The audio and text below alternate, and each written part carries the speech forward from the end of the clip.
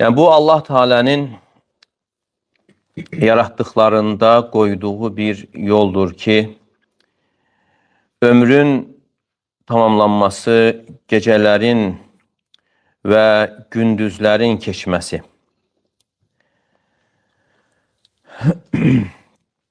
Necə ki, bu barədə bir çox ayələr vardır.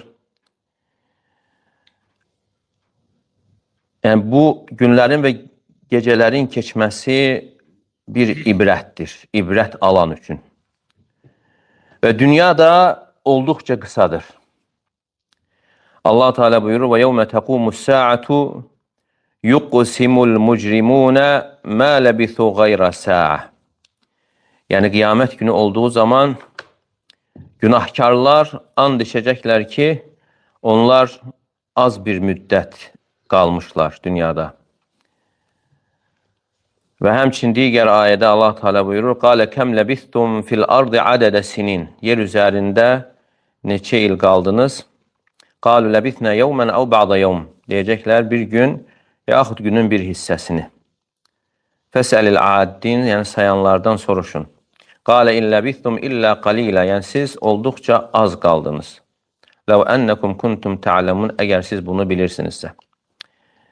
Yəni insanlar bu qəflət içərisində olmasına baxmayaraq, yəni Allah Teala'nın rəhm etdiyi kimsələr istisnadır. Allah Teala buyurur ki: "İqtarabə linnâsi hisabuhum və hum fî gafletin mu'ridun." Yəni insanlara hesaba çəkiləcəyi vaxt yaxınlaşmışdır, onlar isə qəflət içərisində üz döndərirlər.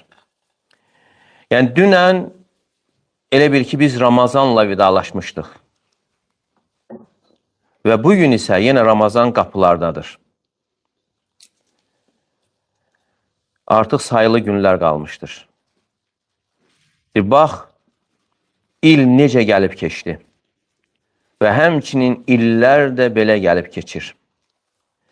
Və hər keçən gün insanı əcələ yaxınlaşdırır.